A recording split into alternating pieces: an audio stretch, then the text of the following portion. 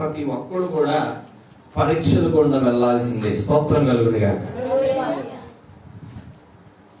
మనిషిగా పుట్టిన తర్వాత నాకు బాధలు లేవు, కష్టాలు లేవు, నాకు పరీక్షలు లేవు అని అన్నవాళ్ళు ఎవరైనా ఉన్నారా? అంత గనులు ఎవరైనా ఉన్నారా? స్తోత్రం కలుగును గాక. ప్రతి ఒక్కరూ కూడా ఏదో ఒక సఫరింగ్స్ తో, ఏదో ఒక పరీక్షలలో నుంచి మనం ముందుకు అడుగులు వేస్తూనే ఉన్నాం. ప్రతి పరీక్షలో ఏదో ఒక విధంగా దేవుడు మనల్ని పాస్ చేయిస్తానే ఉన్నాడు. నా క్వశ్చన్ ఏంటి అని అంటే, ఈరోజు దేవుడు అసలు మనల్ని పరీక్షించాల్సిన అవసరం ఏంటి? ఆయన దేవుడు కదా. మనం బలహీనులమని తెలిసి, మనం బలహీనతలో ఉన్నామని ఎరిగి, మనం చాలా లోయెస్ట్ లో ఉన్నామని ఎరిగి, ఎందుకని దేవుడు మనకి ప్రతిసారి పరీక్షలు పెడతాడు?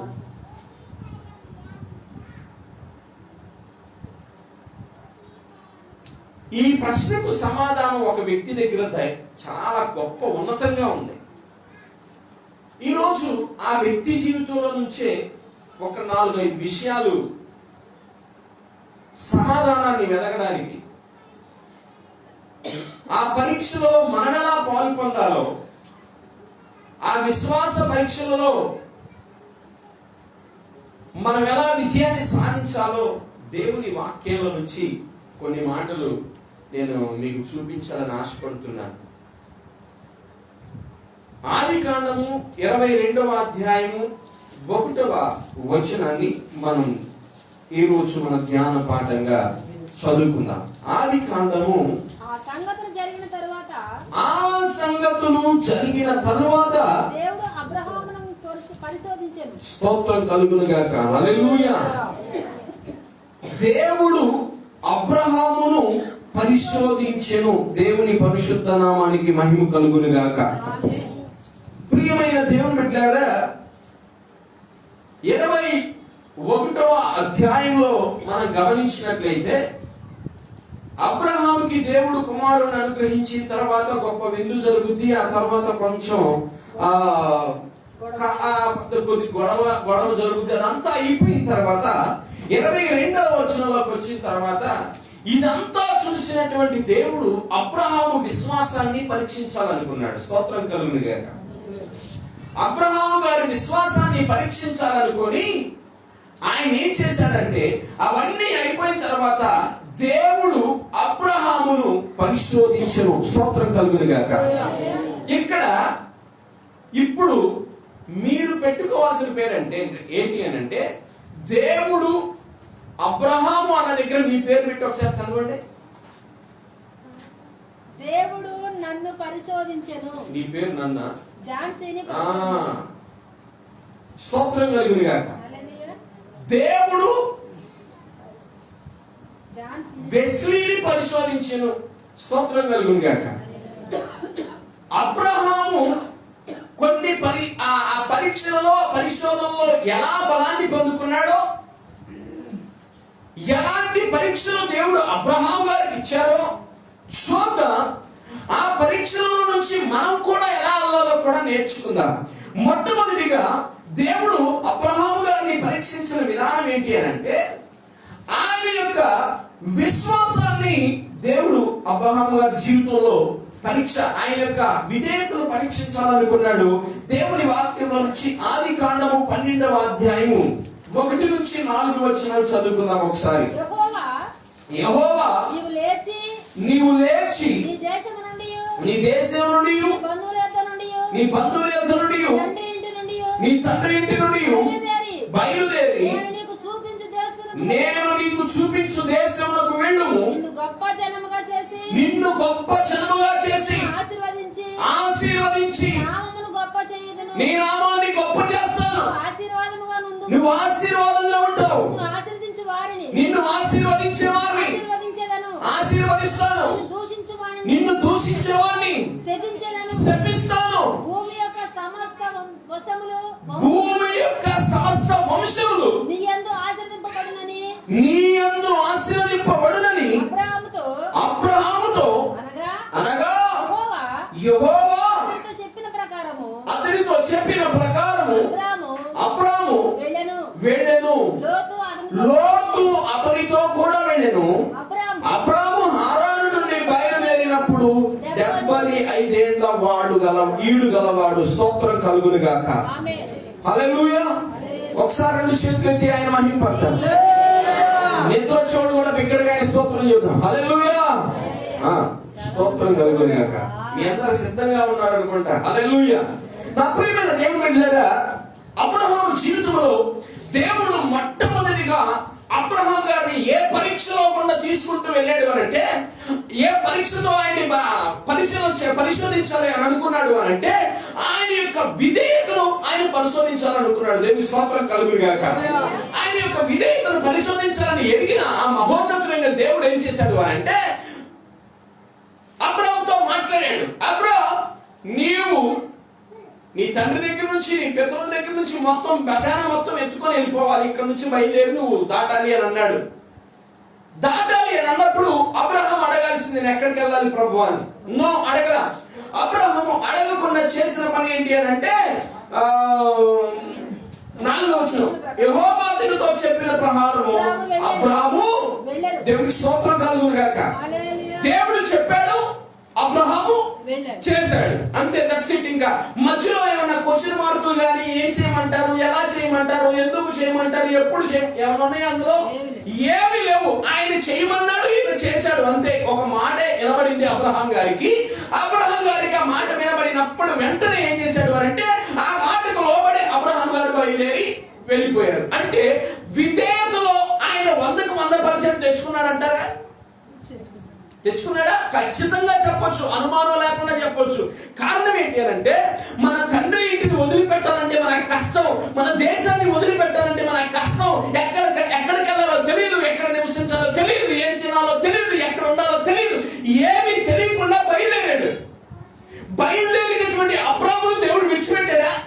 దేవుడు ఒక వాగ్దానాన్ని ఇచ్చాడు. ఏమని వాగ్దానాన్ని ఇచ్చాడంటే, నిన్ను గొప్ప జనముగా చేస్తాను, నీ నామమును గొప్ప చేస్తాను, నీవు ఆశీర్వాదంగా ఉంటావు, నిన్ను ఆశీర్వదించే వారిని ఆశీర్వదిస్తాను, నిన్ను దూషించే వారిని శపిస్తాను అన్నాడు. స్తోత్రం కలుగును గాక.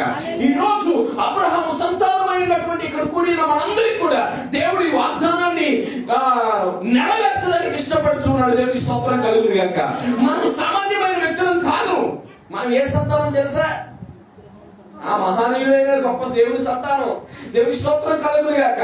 విశ్వాసులందరికీ తండ్రి ఆయనే. విశ్వాసులందరికీ తండ్రి ఆయన. పిలవబడడానికి ఊరికే పిలవబడలే. ప్రియమైన దేవుని జనాంగమ, ఒకసారి ఆలోచించాల్సిన విషయం ఏంటంటే, మన జీవితంలో దేవుడు ఎంత విధేయులుగా మనం ఆయన సన్నిధిలో ఉంటామో అనేది ఖచ్చితంగా మనం పరీక్షిస్తాడు. మనం ఎంత విధేయులుగా ఆయన సన్నిధిలో జీవించగలమో, మనం ఎంత విధేయులుగా ఆయనతో నడవగలమో, మనం ఎంత విధేయులుగా ఆయన మాటకు లోబడగలమో ఖచ్చితంగా దేవుడు మనల్ని పరీక్షిస్తాడు. మీ గుండెల మీద చేసుకుని చెప్పండి, నేను ఖచ్చితంగా దేవుని మాటకు లోబడే వ్యక్తిని అనే గుండెల మీద చేసుకుని ధైర్యంగా చెప్పగలిగిన వారు ఎంతమంది ఉన్నారు ఇక్కడ చెప్పండి. దేశం కానీ దేశం వెళ్ళమన్నాడు, ఏ దేశం వెళ్ళమన్నాడో తెలియదు, ప్రాంతం కానీ ప్రాంతంలో ఉండాలి, ఏం చేయాలో తెలియదు, ఎలా ఉండాలో తెలియదు, అయినా బయలుదేరి వెళ్ళు అన్నాడు. కానీ సొంత అలవాట్లన్నీ వదిలిపెట్టేసి వెళ్ళిపోయాడు. స్తోత్రం కలుగును గాక. కొన్నిసార్లు నేను కూర్చున్న మీలో నాలో మనందరిలో కూడా కొన్నిసార్లు పాత అలవాట్లను పోగొట్టుకోలేక, పాత వాటిని విడిచిపెట్టలేక అక్కడే ఉండి అక్కడే సతికిల పడి దేవుడు అనుగ్రహించి ఆశీర్వాదాన్ని తోచేసుకున్న పరిస్థితులు ఎన్నోసార్లు.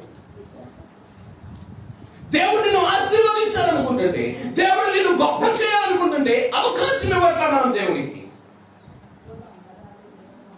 అవకాశం ఇవ్వడం అంటే ఒక ప్రార్థన చేయడం కాదు, అవకాశం అంటే ఒక వాక్యం వినడం కాదు, వాక్యం చెప్పడమే కాదు, ఒక పాట పాడడమే కాదు, కానుకలు ఇవ్వడమే కాదు. అవకాశం ఇవ్వడం అంటే జీవితాన్ని సమర్పించడం. స్తోత్రం చెప్పండి. జీవితాన్ని సమర్పించాడు కాబట్టి మొత్తాన్ని విడిచిపెట్టి బయటికి రావడానికి ఇష్టపడ్డాడు. దేవునికి స్తోత్రం కలుగును గాక. దేవుని కోసం ఒక్క అడుగు ముందుకేస్తే చాలు. దేవుని కోసం ఒక్క అడుగును ముందుకు వేయగలిగితే నిన్ను 1000 అడుగులు వేపించగలిగినటువంటి వాడు నా యేసయ్య. స్తోత్రం కలుగును గాక. నువ్వు ధైర్యం చేయట్లా దేవుని కోసం ఒక అడుగేయడానికి. దేవుని మాట వినడానికి నువ్వు విధేయత చూపగలిగితే, దేవుని మాట వినడానికి విధేయురాలుగా నువ్వు ఉండగలిగితే ఫర్దర్ గా జరగబోయే విశేషాలన్నింటినీ దేవుడు చూసుకుంటాడు. ఆయన మాట బలమైనది. స్తోత్రం కలుగును గాక. ఎందుకు ఆ మాట కన్నా పవర్ ఇచ్చాడు అంటే, నూతన నిబంధనలు యోహాను సువార్తలో రాయబడి ఉంది, ఆది యందు వాక్యం ఉందంట, వాక్యము దేవుడి దగ్గర ఉందంట, ఆ వాక్యమే ఆ వాక్యమే అబ్రాహాము దగ్గరికి వెళ్ళింది, ఆ వాక్యాన్ని నెరవేర్చాడు, విశ్వాసులకు తండ్రిగా పిలువబడుతున్నాడు. చప్పట్లు కొడితే సైనా మన ఆశీర్వాదానికి కారకుడుగా పిలువబడ్డాడు ఆయన. భూప్రపంచంలో బహుశా ఆయనకున్నంత ఆశీర్వాదం ఎవరికి లేదేమో. ఇసుక రేణువులంత విస్తారంగా ఆయన దీవిస్తానని వాగ్దానం ఇచ్చిన దేవుడు నెరవేర్చాడు.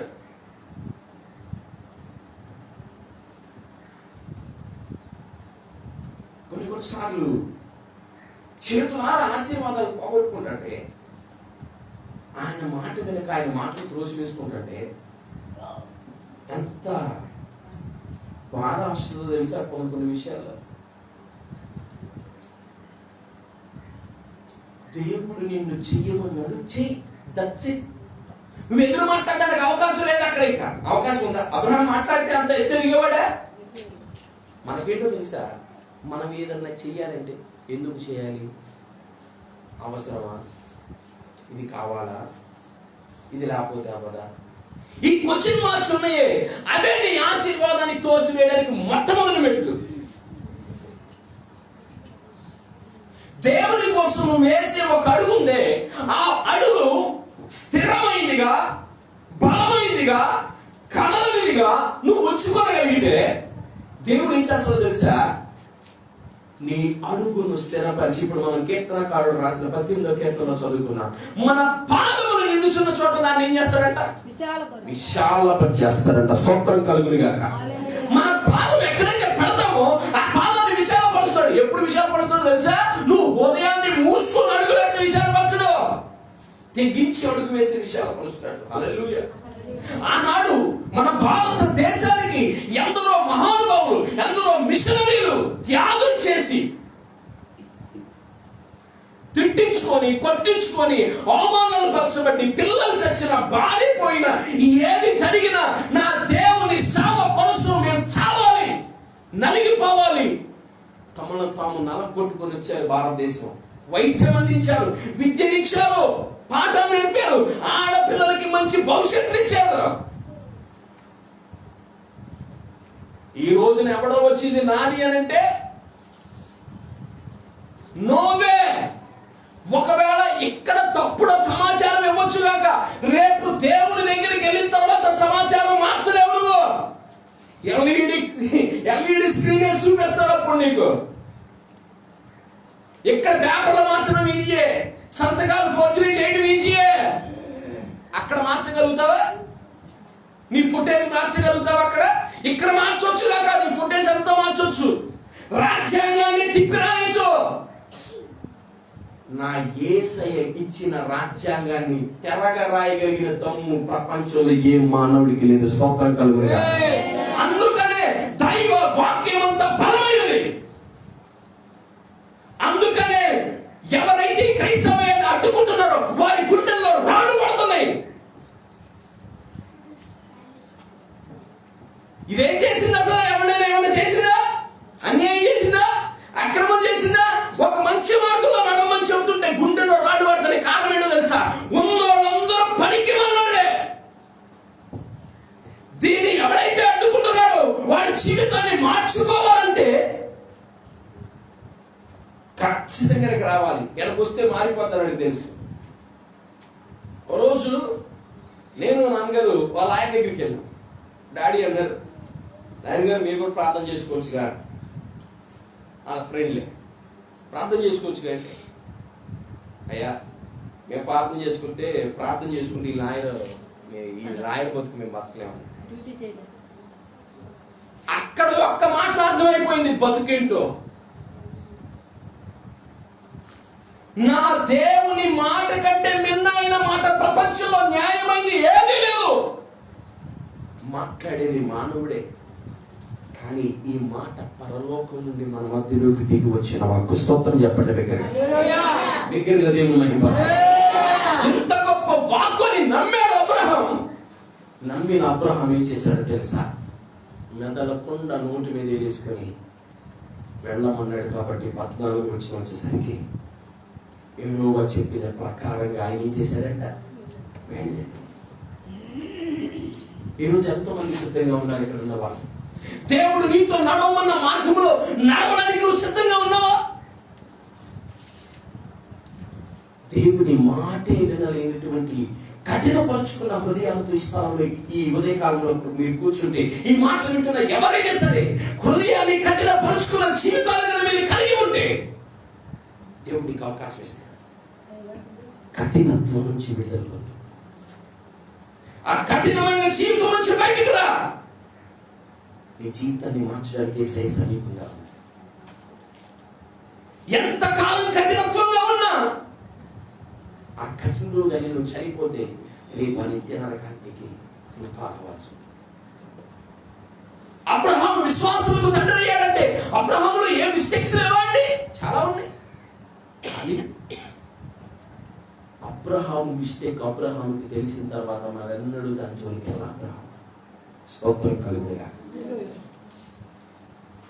హృదయాన్ని కఠినపరుచుకుని దేవుని వాక్యాన్ని పక్కన పెట్టి, దేవుని పక్కన పెట్టి, నా ఇష్టానుసారంగా నేను బ్రతుకుతాను, నేను జీవిస్తాను అంటే నీ ఇష్టం. ఇంకా ఎవడు నేను పట్టించుకోడు.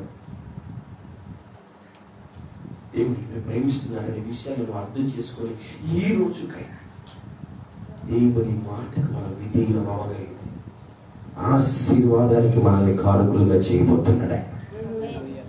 నువ్వు దేవుని మాటకు విధేయుడుగా అయ్యుండి దేవుని ఆశీర్వాదం నాకు రాలేదని చెప్పు. చూద్దాం.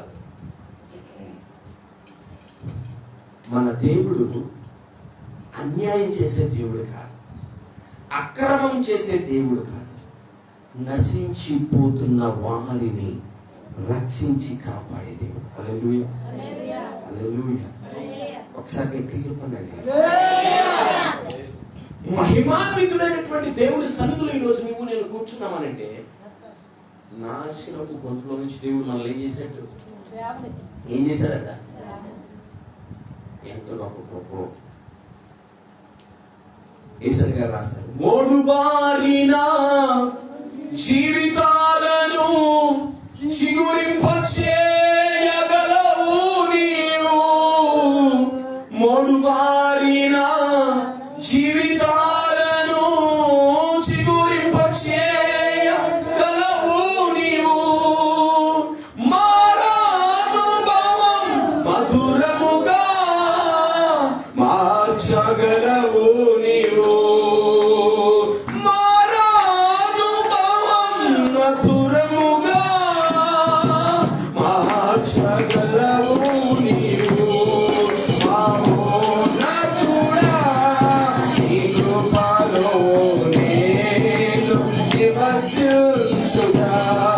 నా జీవిత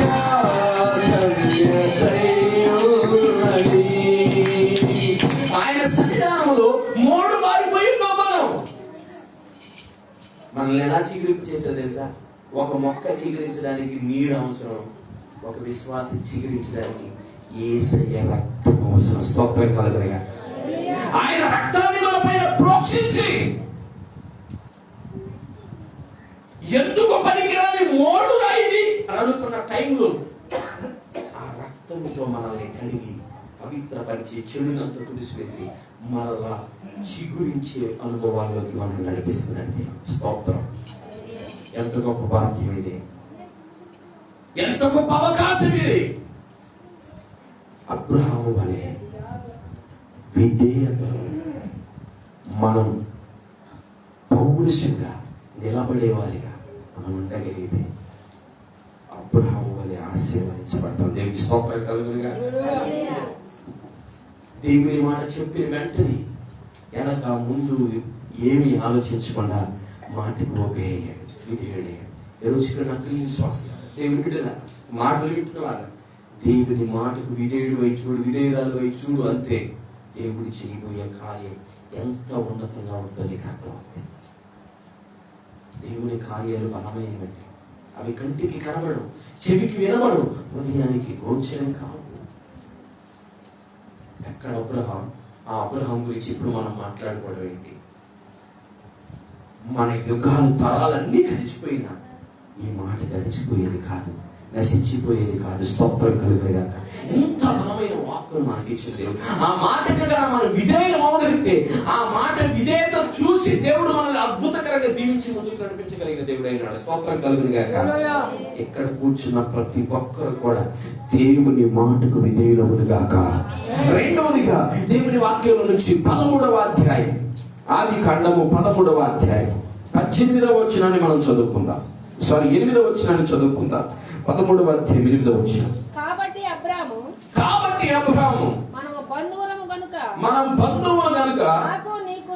నాకు నీకు నా పశువుల కాపరులకును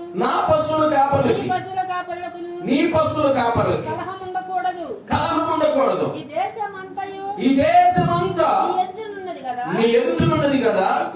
దయచేసి నన్ను విడిచి వేరుగా నుండుటకు నువ్వు ఎడమ తట్టుకి వెళ్తే నేను కుడి తట్టుకు, నువ్వు కుడి తట్టుకు వెళ్తే నేను ఎడమ తట్టునకు. ఆమేన్, హల్లెలూయా. రెండవదిగా అబ్రహామును దేని విషయంలో పరీక్షించాడు అని అంటే, అబ్రహాము యొక్క ఉద్దేశాల విషయంలో అబ్రహామును పరీక్ష చేశాడు. దేవుని స్తోత్రం కలుగుగాక. అసలు అబ్రహాము ఉద్దేశాలు ఎలా ఉన్నాయి? ఎలా ఉన్నాడు? వచ్చేసాడు, ఓకే ఫైన్, బాగుంది. కానీ తన ఉద్దేశాలు ఎలా ఉన్నాయో తెలుసుకోవడానికి తనతో పాటు వచ్చినటువంటి లోతుతోనే ఒక ఇబ్బంది ఎదురైంది. ఎవరితో ఎదురైంది? తనతో పాటు వచ్చినటువంటి తన లోతుతోనే, తన సోదరుడితోనే ఇబ్బంది ఎదురైంది.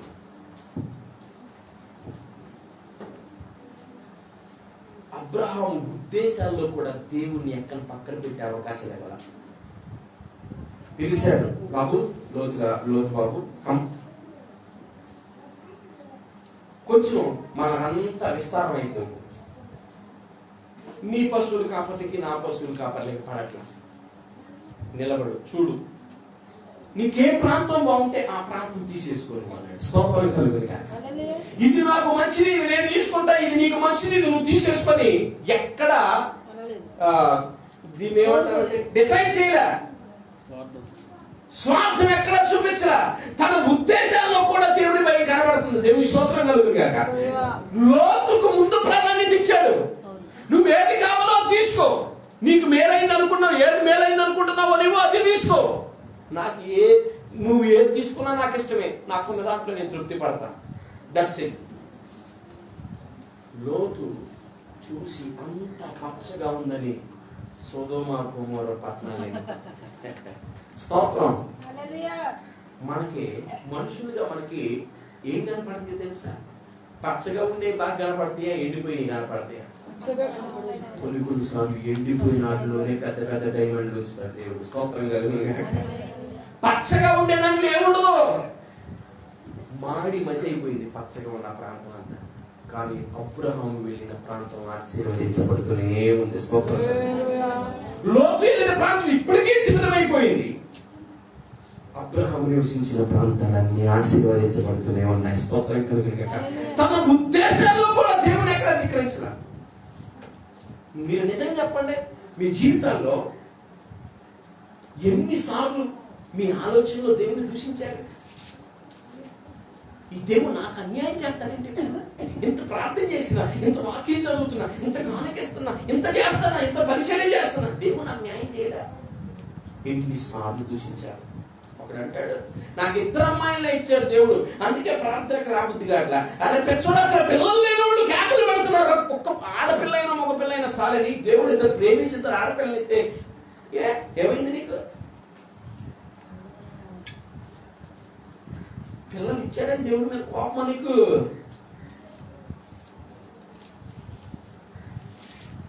కొన్ని ఏళ్ల నుంచి పిల్లలు లేక బాధపడుతున్న మరి ఎందరో ఉన్నా తెలుసా? ప్రేమించి నీకు ఒక కూతురు ఇస్తే ఆ కూతురు ఇచ్చిమని అడిగి దేవుడు సరిది మన ఎంత భ్రష్టు పట్టిపోయింది నీ ఆలోచన. నీ హృదయం ఎంత చెడిపోయింది, నీ ఉద్దేశాలన్నీ మారిపోయినాయి. ఇప్పుడు ఆడపిల్లతే కట్నం ఇయ్యాలి, అక్కడ ఖర్చు పెట్టేది. అబ్బాయి అయితే ఏం చేస్తాడు? ఖర్చులు ఉండవు.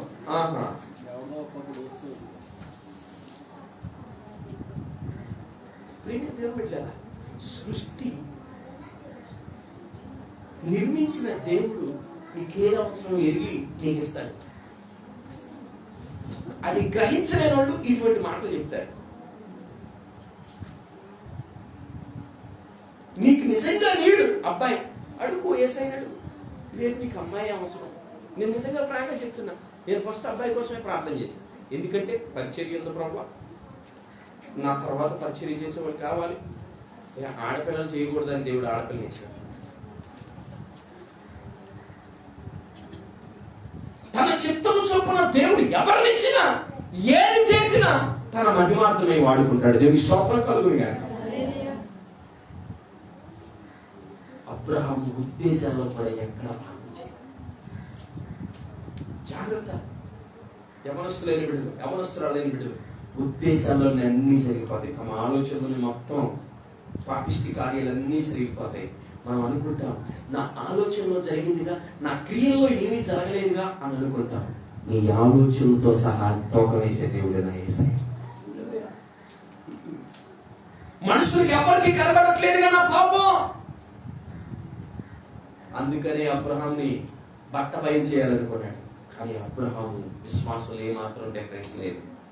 పట్టుబట్టున్నాడు. ఆయన మాటకు నిలబడి, ఆయన మాట కోసం నిలబడి ఉన్నాడు అంతే. మన ఆలోచనలో, మన హృదయ ఉద్దేశాలు మనం చెడిపోతూ ఉంటాం. మన చూపులతో చెడిపోతూ ఉంటాం. మన చూపులు మన ఉద్దేశాలు చెడగొడుతూ ఉంటాయి. అప్పుడు వాటిని కట్ చేయాలి. అప్పుడు దేవునికి ఇష్టలుగా మనం పిలవబడతాం. దేవుని స్తోత్రం కలుగును గాక. సరైన ఉద్దేశాలతో మనం ఉంటే సరైన విధానంలో దేవుడు మనల్ని ఆశీర్వదిస్తాడు. దేవుని నామానికి మహిమ కలుగును గాక. ఈ రోజున మనం ఆలోచించాల్సిన విషయం ఏంటంటే, మన జీవితాల్లో సరైన ఉద్దేశాలు మనం కలిగి ఉంటున్నామా, దైవ చిత్తానుసారమైన ఉద్దేశాలు మనం కలిగి ఉంటున్నామో లేదో ఆలోచించుకొని ముందుకు వెళ్ళాలి. అదేవిధంగా మూడవదిగా ఇదే ఆదికాండము 15వ అధ్యాయము 2 నుంచి 4 వచనాలు మనం చదువుకుందాం. అందుకు అబ్రాము ప్రభు అయిన యెహోవా నాకేమి ఇస్తేనేంటి, నేను సంతానం లేని వాడినై పోవచ్చున్నానే.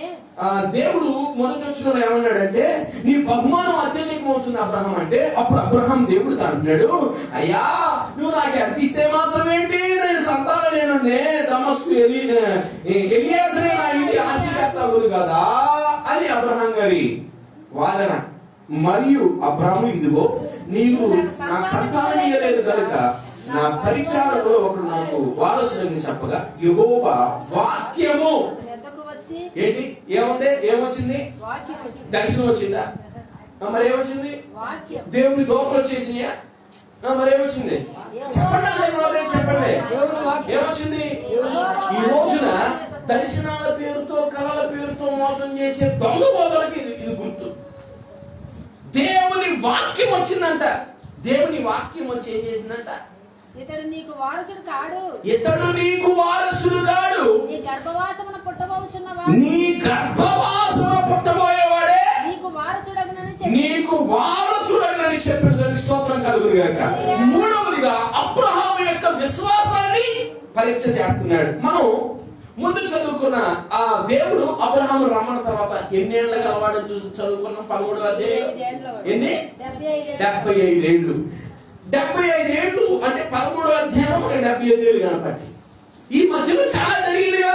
అంటే ఎన్ని సంవత్సరాలు అయ్యేటో 15వ వచనంలోకి వచ్చేసరికి దేవుని వాగ్దానం వచ్చింది. ముసలుడు అయ్యాడు.